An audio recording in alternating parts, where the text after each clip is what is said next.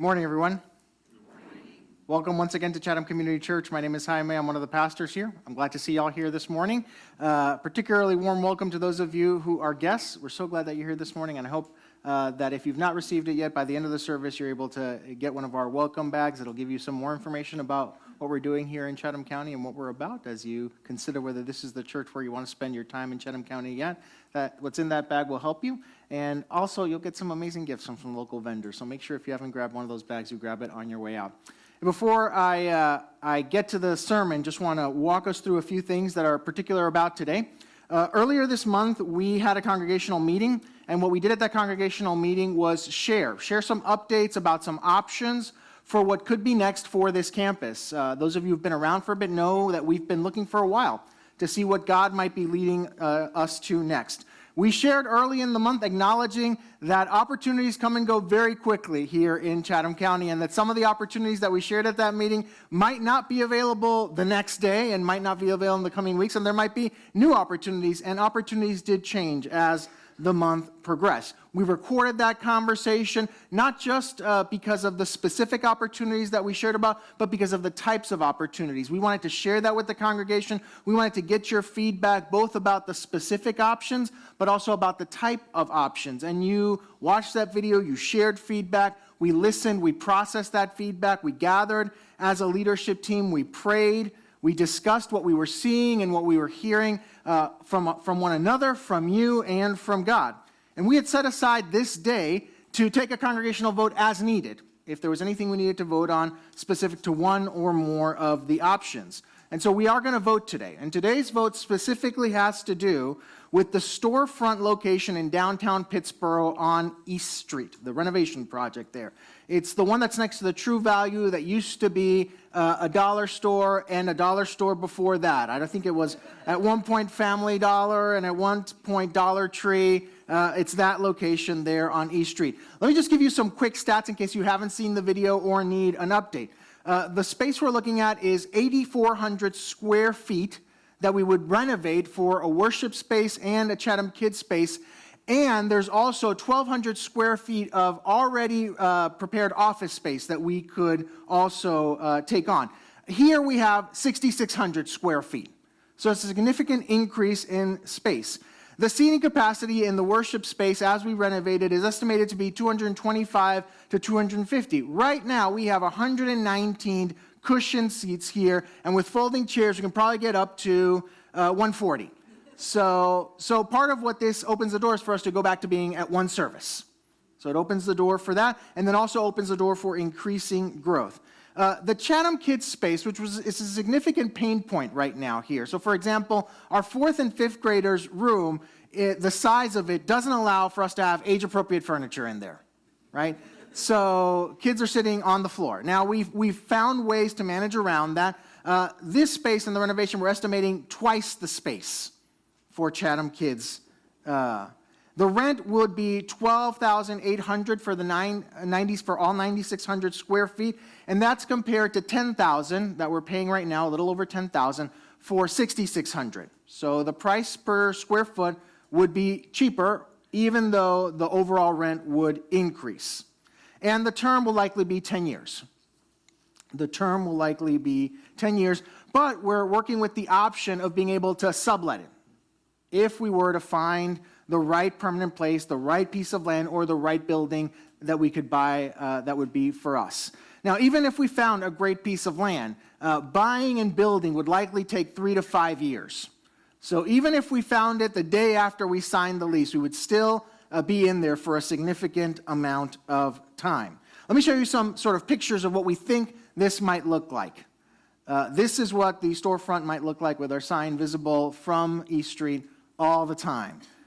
This is a mock-up of what the worship space would look like, and this is a mock-up of what the welcome and lobby space would look like, which you all are aware we're severely limited here in that kind of space.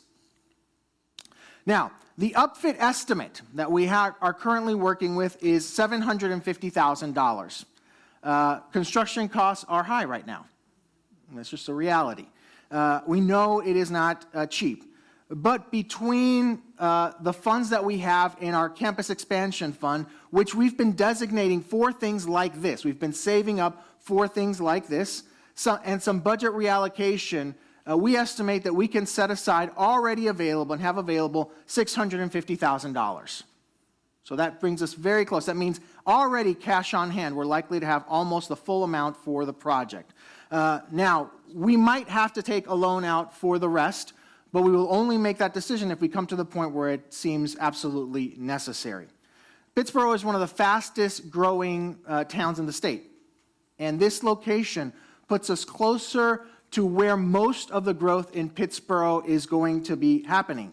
And it positions us to have greater capacity to meet the people who are moving in and will continue to move into Pittsboro, to develop them as authentic followers of Jesus, to meet them with the gospel and invite them to follow Jesus, and to invite them to engage our world and Pittsboro for good. We believe that investing in this is an investment in the work that God has called us to do here in Chatham County. Now, we're still in process with the town in terms of permitting, in terms of approvals, all that sort of thing. This isn't a done deal yet. We're holding a vote today for two reasons. One, we want the landlord who's been holding this property for us, this space for us, because he feels very positive about us as potential tenants. We're holding this vote to let him know that we're serious. We've told them, hey, there's no way we can move forward with even signing a lease unless the congregation is on board. So we're holding this as a sign to him to say, hey, we're serious about this, and also so that once the approvals come in, once we overcome all the hurdles and check all the boxes for the town, we're able to move on the upfit as quickly as possible. Like I said, we received your feedback about this location among all the others, and your feedback about this location was incredibly supportive. There were a number of very good questions and even some significant concerns, but on the whole, the feedback was incredibly supportive. It's worth noting, every one of the staff that work primarily here in Pittsboro are supportive and excited for this move. So the leadership team is now asking you as a congregation, as partners, to vote.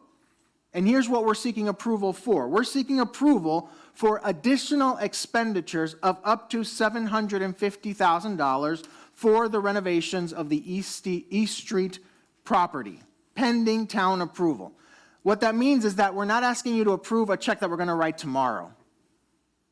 We're asking you to give us your approval so that if this becomes a possibility or an eventuality, we can move on it quickly. And our Constitution requires us to have your approval before we spend a certain amount above our budget, and this certainly crosses into that. The funds that we're going to spend, like I said, are going to come from our cash on hand and in the campus expansion fund, our budget reappropriation, and possibly a loan. The ballot for that vote is in the seat back pocket in front of you. If you've signed the partner agreement, you are eligible to vote.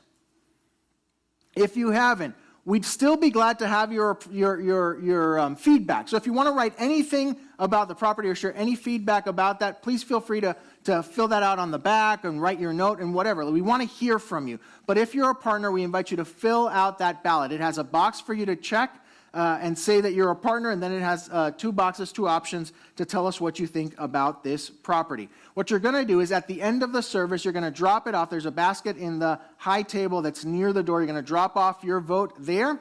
I'm going to be here in the front. If you feel like I'm not ready to vote yet, I have a couple of questions. At the end of the service, I'm going to be here. I'm going to stay up front. You come and ask whatever question you have. We want you to be able, if you're going to vote feeling like you have the information you need to make the vote. So I'll be here to answer the questions, and we thank you for your ongoing support, your ongoing feedback, and your ongoing prayer. If this doesn't end up being where God is leading us, we are continuing to look and hope and pray that God opens the right door at the right time, and we will continue to share with you as things become available and as things progress. All right, hard shift to the sermon now, folks. Hannah and I were in Chicago this summer, and we caught a show. And during the show, one of the performer it included him doing a plate spinning trick. This is not him, but this is what he was doing, more or less. We were very close to the stage, and because we were so close to the stage, it became remarkable to me. I was able to see how remarkable a trick this is, or how remarkable this sort of talent is. It takes a lot of skill to do the plate spinning trick. It takes a lot to get the plate spinning at first, to get it to balance, and then to keep it going while doing all sorts of things with that plate spinning.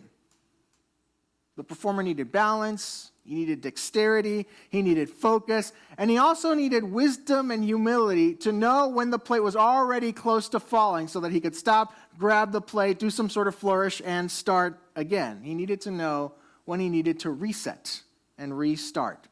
It was incredibly impressive to watch, and as I watched, it became apparent to me why plate spinning is sometimes used as a metaphor for life. Because it feels like it takes a whole lot to get things going and keep things going in life, and it takes a whole lot to know when to pause some of the things, when to reset some of the things, when to recenter ourselves before things fall and collapse. And let's be honest, we don't always get it right, and many of us have had one or two, or maybe more, we're not counting, right? Plates fall and crash at some point in our life. We're often looking for resources to help us know how to keep the plate spinning, and which plates to spin, and which plates to stop spinning.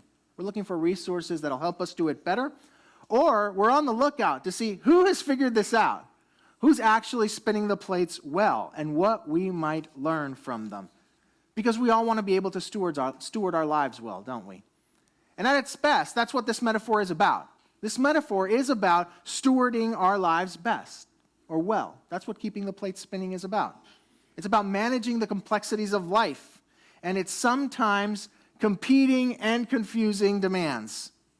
So who do you know that stewards their life well?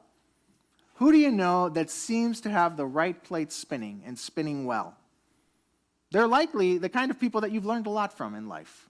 They're likely the kind of people whose example you've followed. All throughout the fall, we're looking at the life of someone. We're looking at the life of Jesus as we make our way through the early chapters of the Gospel of Mark. What we're seeing in Jesus is God's all-in commitment to save humanity. And as we're looking at Jesus' life, we keep hearing and keep seeing God, keep sensing God's invitation to us to go all in with him, to respond to his all-in commitment with our all-in commitment, to trust him fully, to follow him boldly, to obey what he's called us to follow and model our lives after the one who gave it all in order to bring wholeness, forgiveness, salvation, and restoration to humanity, to you and I. We've already seen Jesus use his authority, as we've read through the Gospel of Mark, in ways that make him worth trusting with all of our lives, that make him worth going all in for. And we're going to see some of that in today's passage as well. But what becomes apparent also as you walk through the Gospels and as you walk through these early chapters of Mark is that Jesus is someone who stewards his life well. He's someone who has to deal with competing demands and different things that come into tension. He is one who has to figure out how to balance, how to spin the plates well. He manages competing tensions, he manages competing demands, and he remains committed to the purpose for which he came, to save humanity, to bring redemption, to bring forgiveness, to bring salvation through his life, death, and resurrection.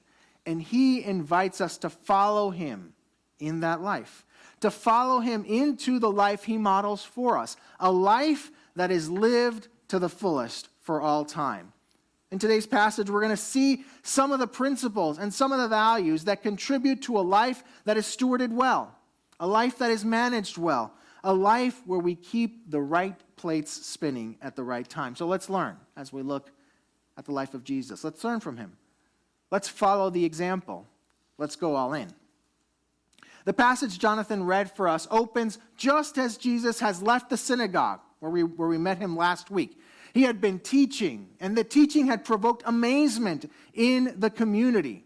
And in the midst of that teaching, which is a very public one, in the synagogue, it becomes apparent that a man in the synagogue is suffering under the oppression of an evil spirit, and he confronts Jesus, and Jesus doesn't hesitate to bring freedom to that man. That's part of why he came.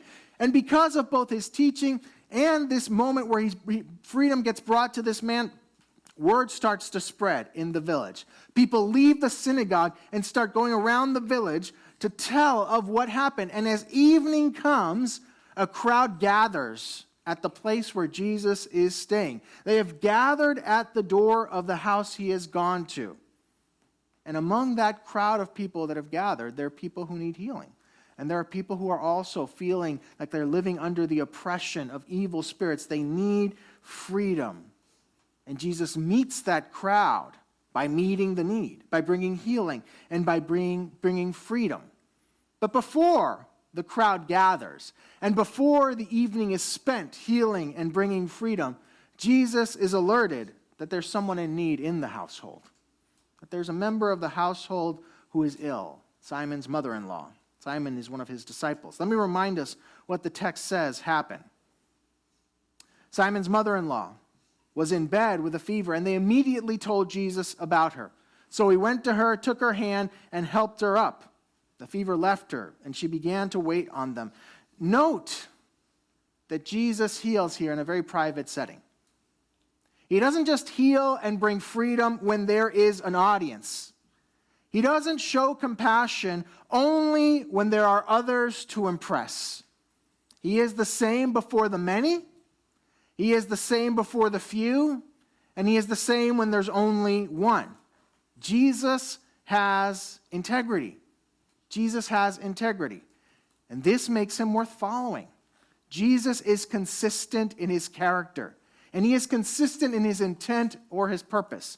He is consistent publicly, and he is consistent privately. And that makes him worth trusting with our lives. Jesus doesn't have a public persona and a private persona. Now, sure, some interactions that are public might look slightly different than some interactions that are private, but his character and his intent never vary. There's no mask with Jesus. He is who he is, no matter where he is.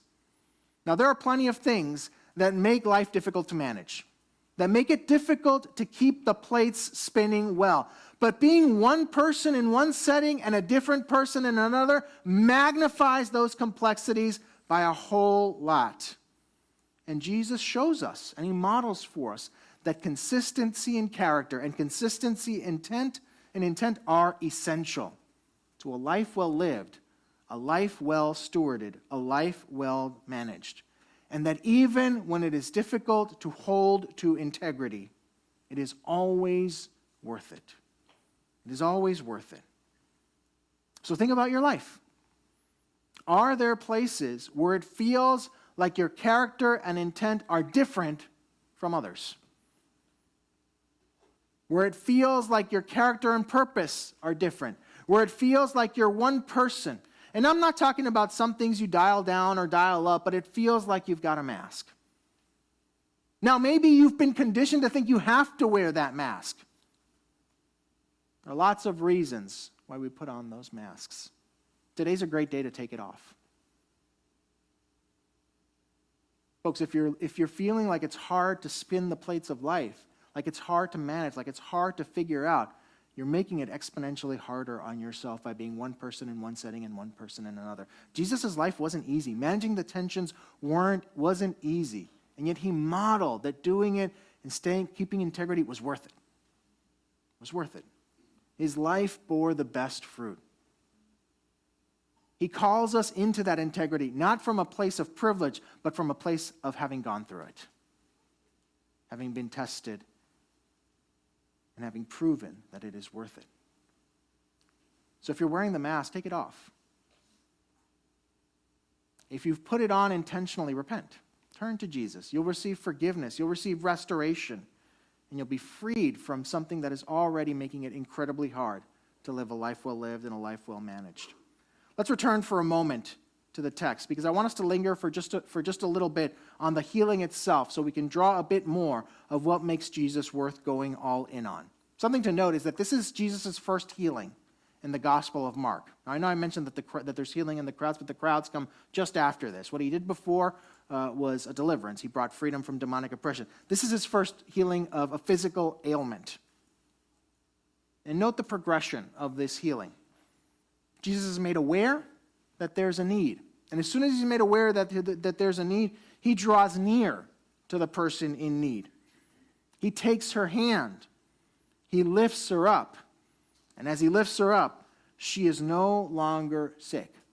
Now think about sort of the public settings that we've seen Jesus in already and that we're about to see Jesus in, whether it's in the synagogue, engaging in this sort of back and forth teaching, or managing a large crowd. This is distinct, and that it is a distinctly beautiful and tender moment, a moment of closeness. This tenderness of Jesus, a Jesus who sees the need and hears it, a Jesus who draws close, a Jesus who makes contact and makes connection, a Jesus who lifts up, a Jesus whose very presence causes what's ailing us to leave. This tenderness is available to all of us. The tenderness of Jesus is available to you today. Where do you need it? Where might you need Jesus to draw near? Where might you need Jesus to make a connection? Where might you need Jesus to help you up?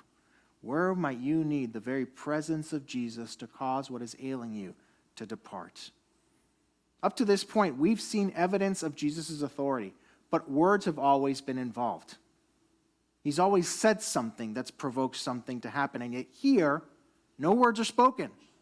Here, we see a level of authority that requires not a single utterance. It seems like it's simply his presence. And contained in his presence, his very intent, his very will, his very commitment to his mission and his purpose that is so strong and so consistent and so certain and so authoritative that without any words, his very bent on bringing healing causes the illness to depart. And Jesus wants to bring that intent, that will, that mission, that commitment to bear in our lives. So where do you need that from God today? Invite God. Invite God in his tender, compassionate care to bring healing and freedom wherever you need it today. Invite him to draw near. Invite him to connect. Invite him to reach out. Invite him to lift you up. Let's take this one step further. Jesus becomes aware of the need because people let him know. People draw his attention to it. So to take this one step further, who needs to have this kind of encounter with Jesus in your life that isn't here this morning? Who needs for Jesus to draw near to them, to make a connection, to lift them up, to make them well? Who will you pray that they have this kind of encounter with Jesus? Who will you pray for today that they will have this kind of encounter? Take a moment. Lock their name into your mind so that when you leave this place, you commit to praying for them, that they would have this kind of encounter, that as the Lord meets them, you might be able to celebrate what God has done. I mentioned earlier that this healing comes just before Jesus spends a whole evening healing and bringing freedom to a crowd from all over the village that is gathered at the door. Though Jesus has taught in the synagogue that day and there's an audience there, this is the first time he will have interacted with a crowd of this size and of this nature. So this is a pivotal moment because how he responds to crowds, to the idea of crowds, tells us a lot about who Jesus is. It tells us a lot about how he manages life. And it tells us a lot about why he is worth going all in on. To set the stage, I want to share two quick illustrations. In Rookie of the Year, after having his arm in the cast, 12-year-old Henry's tendons tightened to the point that he can throw a baseball at major league speeds. He and his best friends, along with everyone else in the stadium and everyone else watching on TV, discover that when he throws a ball straight from the outfield all the way to home plate. That's 300 plus feet for those of us who are not familiar with baseball fields. And he ends up being seen, getting noticed, and getting signed to the Cubs. He and his friends are super excited when this happens. He struggles a little bit at first, but eventually he becomes a hit. The crowds fall in love with him. They cheer his name, and he starts to get all the sorts of opportunities that a superstar or phenom like this, an athletic phenom, would get. It's a kid's dream, right? And it starts to go to his head, to the point where he neglects to show up for his friends, to what they had committed to do over the summer, fixing a boat together, because he decided to go film a commercial. He disappoints them. He lets them down. See, the attention and the clamoring of the masses had started to change him. And that change was not for good. Crowds can do that.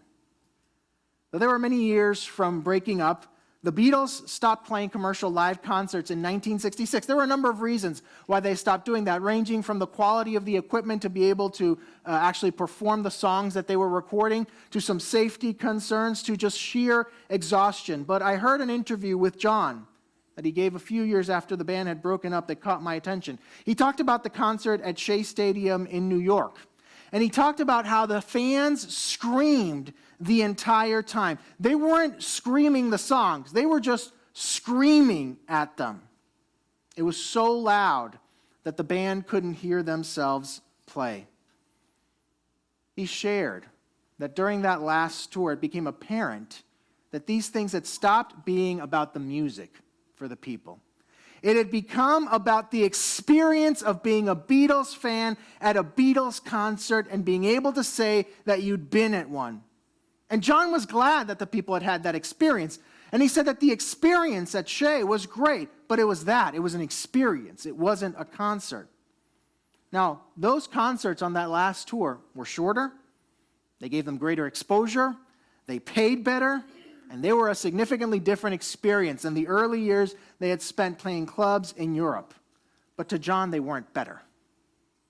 And to the band, they weren't better. Because that wasn't what the band set out to do. They didn't set out to set those kinds of experiences. They set out to make good music and play it for people. So they stopped touring. See, the crowd's demands can change one's purpose. When the crowd first comes, because word has spread in the village, Jesus heals, and he ushers in freedom for the people in the crowd who need it. This is his intent. This is his purpose. He is consistent. It's part of what he came to do. But he seems to know that it's not going to end with that evening. He seems to know as the day breaks that the crowds are going to come back, because they're going to want to see the miracle worker do his thing one more time. And if he does it one more time, they'll be back the next day to see it again. And this could be incredibly tempting. What an opportunity to set up shop for the miracle healing work in Capernaum and generate a large following of people who would come all over for a successful ministry. But this isn't what Jesus came for. And Jesus doesn't let the demands of the crowd set the agenda for his life, and he doesn't let the allure of the crowd alter his purpose. Folks, crowds are rarely satiated. Crowds always need more. And a miracle worker will never be without work. But Jesus didn't come to be the miracle worker of Capernaum. That's not what he came for. He came to save humanity. And what he does in response to this moment shows that he remains committed to that. So what does he do? Before the crowd comes back, he rises and goes to connect with the Father, the one who sent him, in solitude in prayer. See, with the Father, he's in a place where there are no demands being made on him. The Father doesn't need anything from him. So he goes and connects with the Father. And with the Father, he strengthens his most important connection. With the Father, he's able to remain centered. With the Father, he maintains clarity, not on what the immediate demand is, but on what is most important overall. And that leads him to do what appears to be a very counterintuitive thing. He abandons the crowd. He leaves the crowd. He leaves people who are going to be clamoring for him. He leaves people who are positively disposed to him. He leaves what looks like success because staying would have meant sacrificing his ultimate mission and purpose. If he'd have done that, if he'd have stayed in Capernaum, we might read records about a first century miracle worker who spent some time in Capernaum. But folks, what we wouldn't have is the story of the one who rescued us from the powers of sin and death and brought us into life everlasting. And I'd rather have that than the other, folks. That commitment to his mission and purpose enabled Jesus to know when to stay and when to go. It helped him keep the right plate spinning at the right time and know when to bring one plate down. It makes him worth trusting with all of who we are and all of our lives. It makes him worth going all in with. So if you've not yet made a commitment to Jesus, to give all your life to Jesus, make it today. Make it now. Don't let another moment pass. For all of us, let's follow what Jesus models for us. It's not always crowds that seek to set the agenda of our lives, that seek to commandeer our purpose, but what Jesus applies to the crowd applies to every area of life as well. So take stock of your life right now. What is setting the agenda? What is defining the purpose? Or what's looking to do those things? Identify. There's no shame here, folks. Identify what is setting the agenda or what is attempting to set the agenda of your life. Or what is attempting to define your purpose. And if it's anything outside of God, here's how you can stay the course to live the life you were made to live. Here's how you can follow Jesus' example. The first is obvious. Tend to your connection to God. It seems simple and straightforward, but it's a helpful reminder. The first step is to make space and time to connect with the Father. The Father knows what you were made for. The Father can guide and lead you.